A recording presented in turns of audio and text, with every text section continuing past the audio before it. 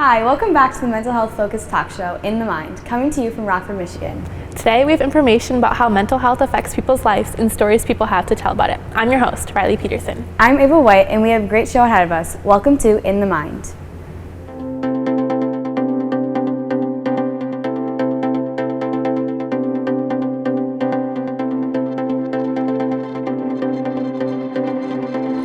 We have lots of stories and information today. One topic we'll be talking about is the effects of social media on mental health.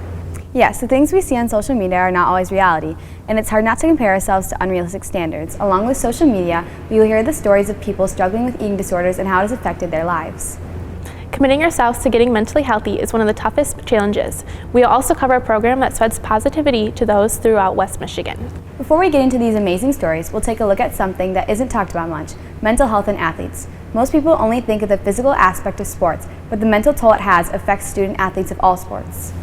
We'll now send it off to Hyink, who got the chance to talk to athletes here at Rockford High School. Thanks, Riley. So many of today's youth struggle with things like depression, anxiety, and ADHD. An estimated 32% of young adults experience some form of anxiety disorder.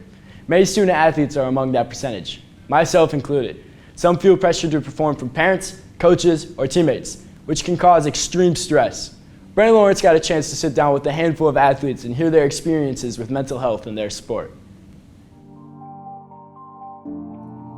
Sports are an important part to student athletes' lives across the globe. They bring an incredible amount of potential and growth for the athletes, but can also bring their fair set of challenges and hurdles, both physical and mental. Your typical sports program naturally focuses on the physical condition of their athletes, when in reality, it's what's going on inside their mind that needs the most attention.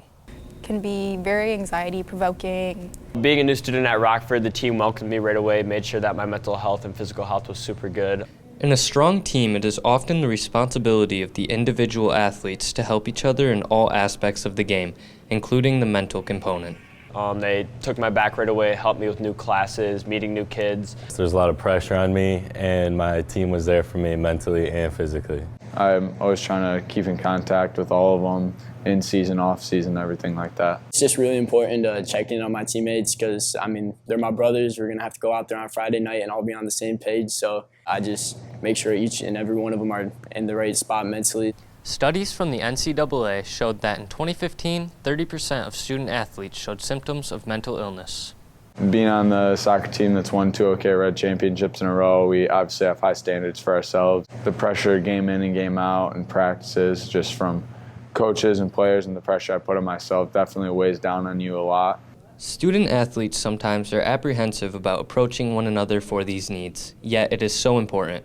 Talk to your coaches, talk to your teammates. They're always there for you. Most of us aren't going to go compete in college and professionally, so I think it's just important to find the fun in what you're doing. Knowing that I'm in a position, like as a senior captain on the defense, that a lot of times it comes down to me, and if I make a mistake, it could lose us the game and stuff like that.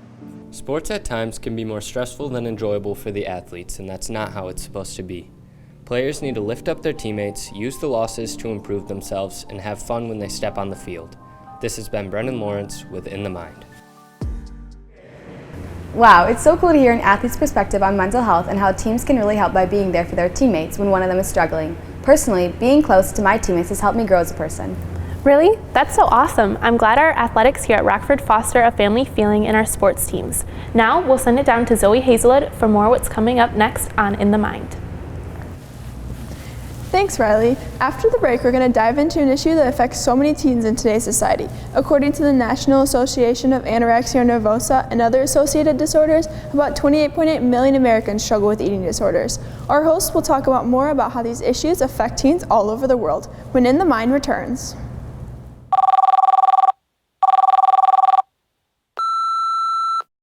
You've been gone for a few weeks now, and I still don't know where you went. Mom doesn't ever come out of her room anymore, but I can hear her crying at night. I don't have anyone here anymore. Why do you have to go? Welcome back to In the Mind. As a high school student, I know that struggles with body image are a common occurrence. I've heard the stories of many people who struggle with eating disorders as a peer listener at Rockford. Many things can be triggering to those who have illness, including talk of food and body image. If you know some of this disorder, remember to be respectful and understanding. Eating disorders are the second deadliest mental illness, which is why it is so important for us to break the stigma around the mental illness.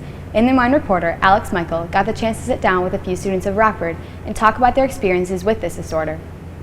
The second you wake up to like the second you're going to sleep, you're like constantly thinking about how you look. It's like the two little angel and devil on your shoulders, but they're both devils and they're both telling you bad things, telling you that you don't need to eat food, that you need to be smaller, that you don't deserve to eat. While many people suffer from eating disorders, they all hold a different story. Rockford seniors Tegan Emerson and Kylie Gulliver are just two examples amongst hundreds of students in a large public high school with similar struggles. I started noticing like the differences in like my body when I was like younger. It's just slowly gotten worse like as I've grown up. I definitely see food a lot different now, and it's kind of hard to go back to the way it used to be. Food's definitely become just numbers to me now, and I feel like my head's just a calculator where I add up my daily calories. For those struggling, even the simplest tasks can feel like a never-ending battle. If I'm ever like at a sleepover with my friends or something and we're like going in my hot tub and then we're in bathing suits, it like changes how I feel like talking to them. I feel like it's made me really distant sometimes depending on the situation. Like if we're at a restaurant, I'll be kind of quiet the whole time, maybe even a little irritated even though it's not them. Whether in recovery or still struggling, an eating disorder is not something that is just fixed, but something that is worked on in a way that is unique to each person's story. I definitely still have a few struggle days here and there, but I'm doing better than I was like a year ago. I'd say it hasn't really gotten much better just because I am not very open about it, or like I don't really talk about it very much. I'm not really doing anything to try to help myself.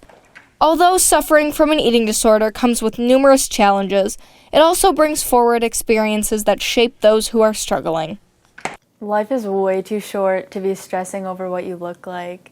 Focus on being nice to people and creating somebody who you want to leave behind. Your body looks like that just because that's how you were made to look. You are how you are, and so there's no reason to change that no matter what society says. If you or someone you know is struggling with an eating disorder, never be afraid to reach out for help.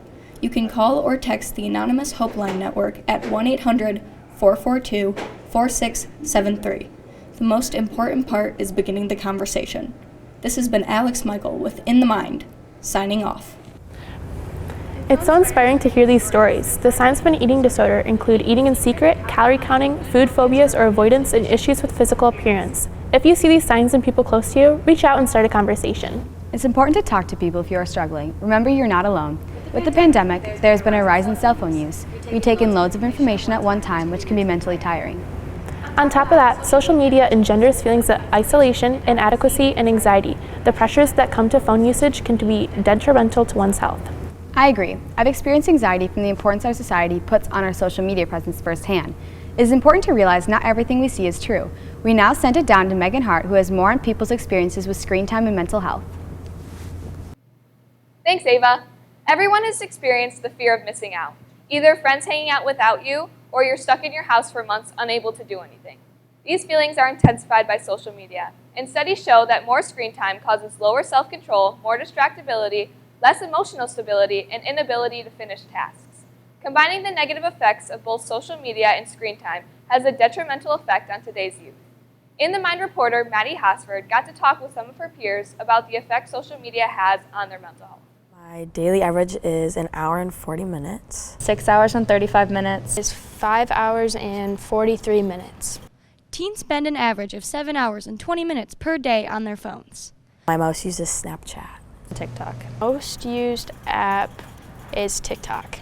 Social media can take a toll on everyone's mental health, but especially with teens and comparing themselves to others. Definitely like models and influencers that are so much skinnier and prettier, and I just want to look like them. Unrealistic like standards, like with celebrities when they'll like get surgery or Photoshop themselves. The whole thing was just like this big cycle of like feeling like I wasn't good enough. I think that it creates an unhealthy obsession with how my body looks and how I want it to look. Social media can portray a false reality that causes pressure to change yourself to fit other standards. Definitely remembering that everything on social media is edited in some way or another. Like, everything you see is not reality. And just recognize that, like, the way that people portray themselves is not the way that they actually are. And if you are struggling, you can always ask for help. Reach out to other people and talk to them, and being open about your struggles and what's hard for you, and helping each other and lifting each other up instead of bringing each other down. Talking about everything that I've gone through on social media really helped kind of build a community of people who I never really talked to before that were willing to reach out and like talk about it. But even if you're scared, having the initiative to just like delete the app. Get rid of everything else, just delete it off your phone and just have someone take your phone from you. It's honestly really freeing if you're like struggling with that, to just let it go for a little bit and really be able to like put your mental health first is so important in overcoming anything. But like in the end, it's just remembering that like progress is progress no matter how small it is. If you are struggling with mental health, just take it one step at a time. This has been Maddie Hasford with In the Mind, signing off. It really makes you aware of how much we are attached to our phones and how that affects our mental health. I'll definitely consider limiting my screen time, especially on platforms that make me feel worse about myself. For sure, I think social media should be fun and not about the number of likes or followers we have. It is so hard to break that thinking in society that we need to project a perfect image all the time.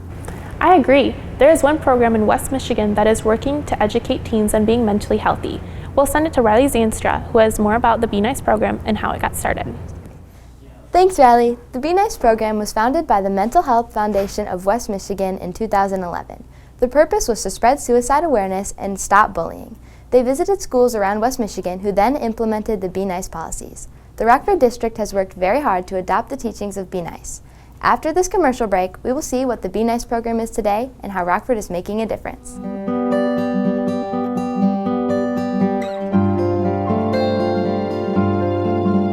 We brought you here today because the point of our project is to take a video of whoever we find beautiful.